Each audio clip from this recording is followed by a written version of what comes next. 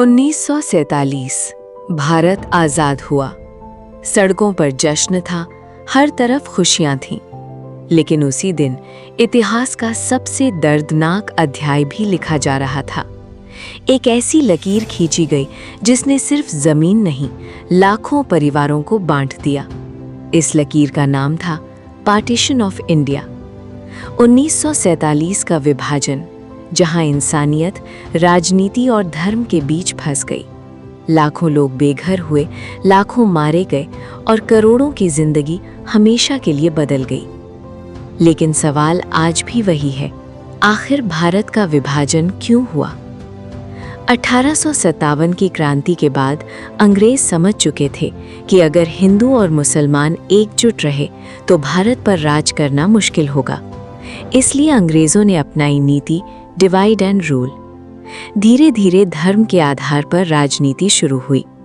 1905 में बंगाल का विभाजन किया गया, जिससे हिंदू और मुस्लिम समुदायों के बीच दूरी बढ़ने लगी। फिर 1906 में मुस्लिम लीग की स्थापना हुई। शुरुआत में उद्देश्य सिर्फ मुसलमानों के अधिकारों की रक्षा करना था, लेकिन आने वाले समय में यही संगठन अलग देश की मांग करने लगा। मोहम्मद अली जिन्ना एक समय हिंदू मुस्लिम एकता के समर्थक माने जाते थे, लेकिन राजनीति बदल रही थी। 1937 के चुनावों में कांग्रेस को बड़ी जीत मिली, जबकि मुस्लिम लीग कमजोर साबित हुई। जिन्ना को डर था कि आज़ाद भारत में मुसलमान राजनीतिक रूप से कमजोर हो जाएंगे। फिर आया 1940। लाहौर अधिवेशन में मुस्लिम लीग ने पहली बार अलग मुस्लिम राष्ट्र की मांग रखी। यहीं से पाकिस्तान का विचार तेजी से फैलने लगा। दूसरी तरफ कांग्रेस एक संयुक्त भारत चाहती थी। महात्मा गांधी का मानना था कि हिंदू और मुसलमान सदियों से साथ रहते आए हैं और धर्म के आधार पर देश को बांटना गलत होगा। लेकिन हालात लगातार बिगड़ रहे थे। 1946 में मुस्लिम लीग ने डायरेक्ट एक्शन डे घोषित किया। इसके बाद कलकत्ता सहित कई शहरों में भयानक दंगे भड़क उठे। हजारों लोग मारे गए। पूरा देश हिंसा की आग में जलने लगा।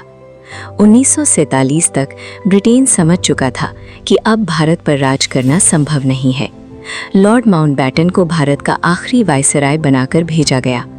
उन्होंने कांग्रेस और मुस्लिम लीग दोनों से बातचीत की, लेकिन कोई समाधान नहीं निकला। आखिरकार 3 जून 1947 को माउंटबेटन प्लान पेश किया गया। इस योजना के अनुसार भारत को 2 देशों में बांटा जाना था, इंडिया और पाकिस्तान। अब सबसे बड़ा सवाल था, सीमा कहाँ बनेगी? ये जिम्मेदारी दी गई ब्रिटिश वकील सिरिल रेडक्लिफ को। हैरानी की बात ये थी कि रेडक्लिफ इससे पहले कभी भारत आए भी नहीं थे। सिर्फ कुछ हफ्तों में उन्होंने नक्शे पर एक लकीर खींच दी। ये लकीर पंजाब और बंगाल को 2 हिस्सों में बांट रही थी, लेकिन इस जल्दबाजी का परिणाम बेहद भयावह निकला। पार्टीशन के बाद शुरू हुआ इतिहास का सबसे बड़ा मानव पलायन। करीब 1,50,00,000 लोग अपना घर छोड़ने पर मजबूर हो गए। हिंदू और सिख भारत की तरफ आने लगे, जबकि मुसलमान पाकिस्तान की तरफ जाने लगे। ट्रेनें लाशों से भरकर पहुंच रही थीं, गांव जलाए जा रहे थे, लोग अपने परिवारों से बिछुड़ रहे थे। हर तरफ सिर्फ डर, खून और चीखें थीं।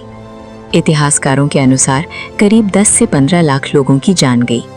जब पूरा देश हिंसा में जल रहा था, तब गांधी जी शांति की अपील कर रहे थे। वे दंगों को रोकने के लिए गलियों में घूम रहे थे, लोगों से हथियार छोड़ने की विनती कर रहे थे। लेकिन नफरत अब बहुत गहरी हो चुकी थी। 30 जनवरी 1948 नाथूराम गोडसे ने गांधी जी की हत्या कर दी। उनकी मौत ने पूरे देश को हिला दिया। आज भी इतिहासकार इस सवाल पर बहस करते हैं, क्या पार्टीशन टाला जा सकता था? कुछ लोग अंग्रेजों को जिम्मेदार मानते हैं, कुछ जिन्ना और मुस्लिम लीग को, तो कुछ कांग्रेस की गलतियों को। लेकिन सच ये है कि 1940 के दशक तक अविश्वास इतना बढ़ चुका था कि साथ रहना लगभग असंभव हो गया था। पार्टीशन सिर्फ 2 देशों का जंग नहीं था, ये करोड़ों सपनों का टूटना था। एक ऐसी त्रासदी जिसका दर्द आज भी भारत और पाकिस्तान की पीढ़ियां महसूस करती हैं। 1947 की वो लकीर आज भी सिर्फ नक्शे पर नहीं, लोगों के दिलों में मौजूद है। और शायद यही इतिहास की सबसे बड़ी सीख है, जब राजनीति इंसानियत से बड़ी हो जाए तो जीत किसी की नहीं होती।